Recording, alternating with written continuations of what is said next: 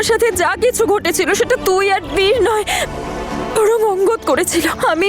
আমি তোদের সন্দেহ করেছি আর ভুল বুঝে গেছি, কিন্তু এখন আর এরকম কিছু হবে না। আমাকে তুই বিশ্বাস কর। আর আমার ভুলের শাস্তি তুই নিজেকে কেন দিচ্ছিস? দেখ, তোর আর তোর সন্তানের সবার ভালোবাসার দরকার, আর সবাইকে তোর দরকার। জেসমিন, দেখ, তুই কোথাও যাবি না।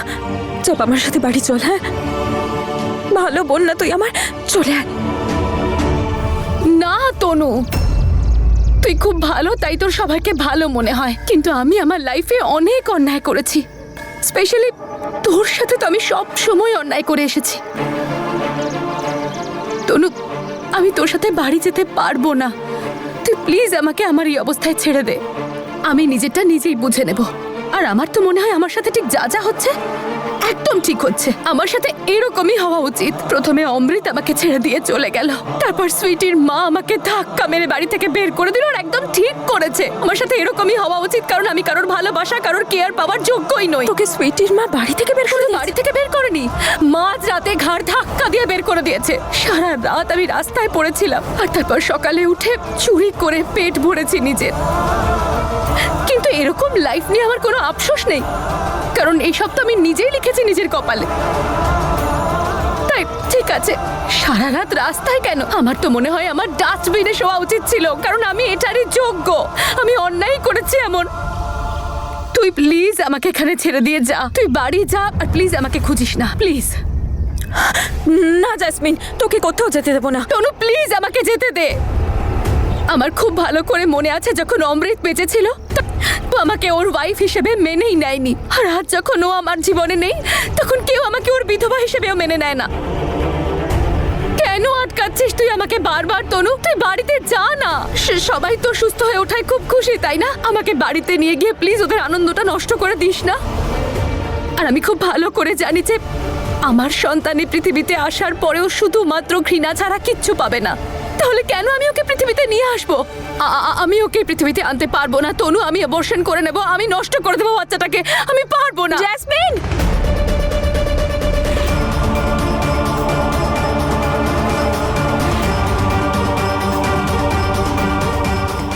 আমি ওকে জন্ম দিতে পারবো না তনু। আমি মেরে ফেলবো ওকে। তুই যা এখান থেকে।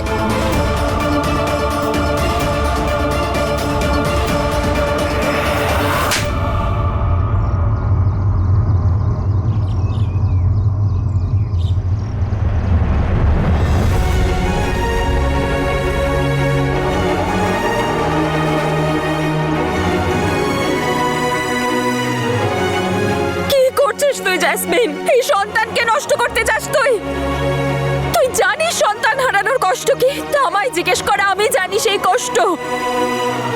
যখন তুই ওর মুখটাও দেখতে পাবি না, ওই পৃথিবীতেও আসবে না, তার আগেই ও তোর কোল ছেড়ে চলে যাবে। খুব কষ্ট হয়। আমি আমার সন্তানকে বাঁচাতে পারিনি, কিন্তু ওপরওয়ালা তোকে সেই সুযোগ দিয়েছে, আর তুই সেটা নিয়ে ছেলে খেলা করছিস। জেসমিন, এই সন্তান কারোর উপর বোঝা নয়, সবাই ভালোবাসবে ওকে। এই সন্তান নতুন আশা তোর নতুন জীবনের জন্য, আর আমাদের দুই পরিবারের জন্য। তুই দেখিস, এই সন্তানকে সবাই খুব ভালোবাসবে। ওর মাসি, ঠাকুমা, ঠাকুরদা, দাদু, দিদা, সবাই। আর কোনো জেদ করবি না, চুপচাপ আমার সাথে বাড়ি যাবি।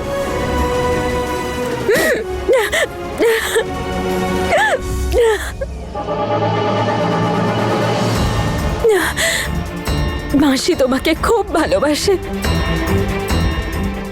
আর তোমার খুব খেয়াল রাখবে। আই প্রমিস, যতদিন তোমার মাসি আছে, তোমার কোনোদিন কোনো কিছু নিয়ে অসুবিধা হবে না। তোমার মাসির উপর ভরসা রাখো।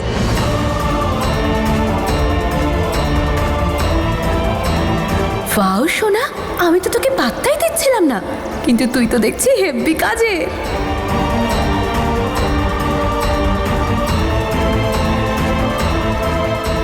বীর সিং, তুমি আমাকে এই গ্রাম ছেড়ে চলে যেতে বলেছিলে তো?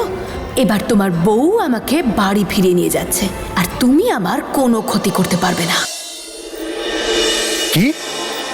জেসমিন বাড়ি, মানে ওপরওয়ালা ধন্যবাদ, জেসমিন বাড়ি ফিরে এসেছে। হ্যাঁ বাবা, ও তো সুইটির বাড়ি থেকে বেরিয়ে গিয়েছিল। কিন্তু কিন্তু বাড়ি পৌঁছয়নিও। সবাই খুব চিন্তা করছিল ওকে নিয়ে। দেখো তনু কিন্তু খুঁজে ওকে বাড়ি নিয়ে এসেছে। তনু জেসমিনকে বাড়ি নিয়ে এসেছে? আজ থেকে তোর খেয়াল আমি রাখবো। তোর কোনো কিছু দরকার হলে, কোনো কিছু খেতে ইচ্ছা হলে আমাকে বলবি। দেখেছো মা, কতদিন পর আমার দুই মেয়ে নিজেদের মধ্যে খুশি। আরে তনু এখন খুবই খুশি। জেসমিনকে নিয়ে কি করবে ভেবে পাচ্ছে না। ও আসলে জানতে পেরেছে জেসমিন মা হতে চলেছে। যাও দেখা করো।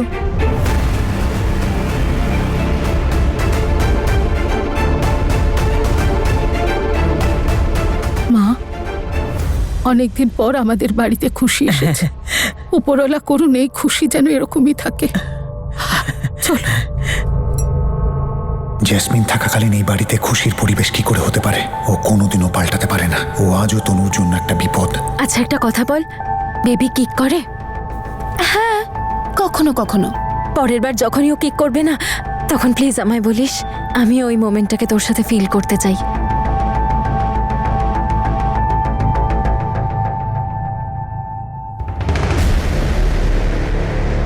এই তো এখানেই দাঁড়িয়ে আছে, লাইভ টেলিকাস্ট দেখছে নিজের হারের।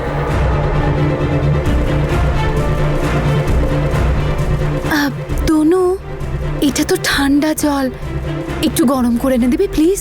আমি এক্ষুনি নিয়ে আসছি।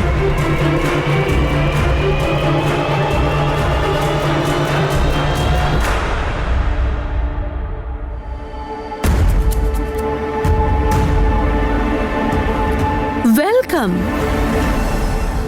কি হলো, এভাবে তাকিয়ে আছো কেন? অষ্টম আশ্চর্য দেখছো নাকি? ও, আমি তো ভুলেই গেছিলাম, জ্যাসমিন অষ্টম আশ্চর্য থেকে কিছু কমও নয়। তুমি জ্যাসমিনকে যে কাজ করতে বারণ করবে না, ও ঠিক সেটাই করবে। এটা করলে না আমি হেব্বি আনন্দ পাই।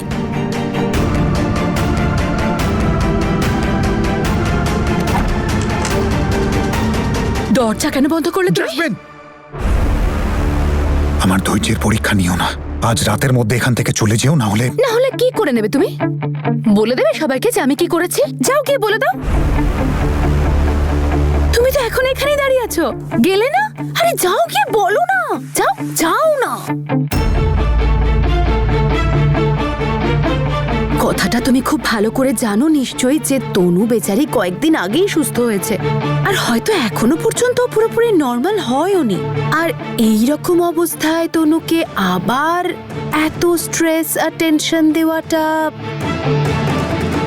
আর অনেক প্রতিকূলতার পর তনুর এই সমস্যায় ভরা জীবনে এই যে এটা আমার শোনা একটা ছোট্ট আনন্দ নিয়ে এসেছে। আর আমি এটা মন থেকে বিশ্বাস করি যে তুমি তনুর কাছ থেকে ওর আনন্দ কেড়ে নেবে না।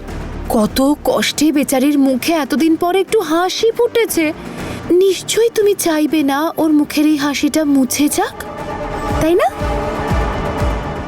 আমি জানি তো তুমি তনুকে এসব কিছু বলবে না, বলবে না তো? কারণ তুমি যদি তনুকে সব কিছু বলে দাও আর আবার যদি ও নতুন করে কোনো ধাক্কা খায়, তাহলে এইবার মনে হয় পুরো হ্যাঁ হ্যাঁ দাও। থেমে গেলে কেন? কমপ্লিট করো, কি বলতে চাইছিলে? বাইরে বের করো তোমার ভেতরের শয়তানটাকে। কেন থেমে গেলে তুমি? না হলে তোমার এই ফ্রাস্ট্রেশনটা না তোমাকে ভেতরে ভেতরে ছিঁড়ে ছিঁড়ে খেয়ে ফেলবে। আমার না কখনো কখনো ভীষণ হাসি পায়। ভেবে দেখেছো আমাদের কত রকমের সম্পর্ক বলো তো? প্রথমে গার্লফ্রেন্ড, তারপরে হবু বউ, তারপরে আবার শত্রু, তারপর গার্লফ্রেন্ড, তারপর ভাইয়ের বউ। ওরে বাবা, কত কনফিউশন। আর এদিকে আবার একটা নতুন স্টোরি শুরু হয়েছে। এই পুচকেটার জন্য তোমার মা তোমার মাথা খেয়ে নিচ্ছে, আর এদিকে তোমার বউ একে নিজের প্রাণ ভেবে বসে আছে। আর এইসব সার্কাসের মধ্যে ফেসে গেছে তোমার মতো একটা ভালো ছেলে, যে একজন ভালো ছেলেও হতে চায় আর একজন ভীষণ ভালো লাভিং কেয়ারিং হাজব্যান্ডও। কিন্তু হতে পেরেছো কচু। কিন্তু তোমার জীবনটা ধরে ঘেঁটে দিয়েছে কে? আমি, জেসমিন সান্ধু। ঠিক ধরেছো তুমি, একটা অসভ্য, নির্লজ্জ আর জেদি মেয়ে। চাইলেও তার কোনো ক্ষতি করতে পারছো না। বেচারা বীর, এবার কি করবে বীর?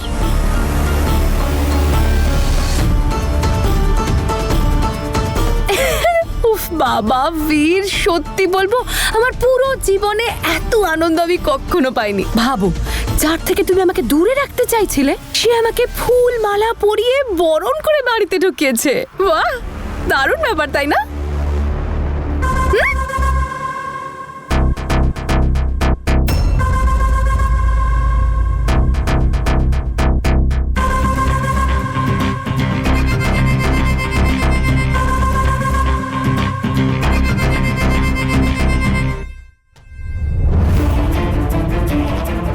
কারণ যদি তুমি তনুকে এগুলো বলে দাও আর আবার যদিও মানসিকভাবে আহত হয়, তাহলে এবার তো বেচারি পুরোপুরি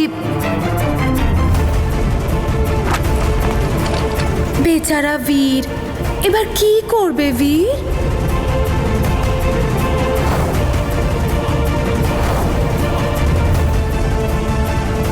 এই জ্যাসমিনের কিছু একটা করতেই হবে। আমার জীবনের সব থেকে ইম্পর্টেন্ট দুটো মানুষ, তনু আর অমৃতের বাচ্চা।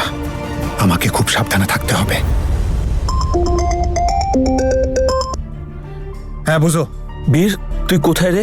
কি হয়েছে, এত টেনশনে আছিস কেন? কিছু না, তুই ঘরে আসলে বলবো আমি তোকে। বুঝো, বুঝো, তুমি তুমি বীরকে এখানে ডাকলে কেন? তাছাড়া আমি আর কি করতাম? যখন থেকে তুমি ওই ফোনের কথাটা বলেছো আমার তো খুব টেনশন হচ্ছে। শোনো, বীর আমার বন্ধু, ওকে তো আমি বলতেই পারি, তাই না? বুঝো, কথাটা একটু বোঝার চেষ্টা করো। বীরের জীবনে এমনি অনেক সমস্যা রয়েছে। ও তনুর বাড়িতে গেছে খোঁজ খবর নিতে, আর তুমিও কি এখানে আসতে বললে? হ্যাঁ আমি জানি এটা, কিন্তু বিষয়টা আমাদের ক্যান্ডিকে নিয়ে, আর আমি কোনো রিস্ক নিতে চাই না। হ্যাঁ, যেন আমি তো চিন্তাই করি না ক্যান্ডির জন্য। আমি কি ক্যান্ডির মা আমি নই? ওটা বলিনি। ওই খেলনাগুলো দেখছো, আমি ওর এক একটা পিস ভালো করে পরিষ্কার করেছি, যাতে ওর উপরে কোনো কেমিক্যাল না থাকে, কোনো এমন জিনিস না থাকে যেটা আমার সন্তানের ক্ষতি করতে পারে। দেখো বুঝো, আমার ফ্যামিলি অলরেডি আমার জীবনে অনেক বেশি ইনভলভ হয়েছে, আর আমি ওনাদেরকে অনেক এম্বারেন্স করেছি। তাই প্লিজ, তুমি কেন এগুলো বুঝতে পারো না? তুমি কখনো আমার কথাটা বোঝার চেষ্টা করো না, সবসময় বীরকে সবকিছু জানিয়ে দাও। ও তো নিজের জীবন নিয়ে অনেক সমস্যায় রয়েছে। তুমি এই ব্যাপারটা বোঝার চেষ্টা করো না কেন? আমি চাই না বীর এই বিষয় নিয়ে মাথা ঘামা। প্লিজ প্লিজ আমার কথাটা একটু বোঝো। বীরকে কিছু জানিও না প্লিজ, বুঝো প্লিজ। আচ্ছা ঠিক আছে, ঠিক আছে, আমি কিচ্ছু বলবো না। তুমি কেঁদো না প্লিজ।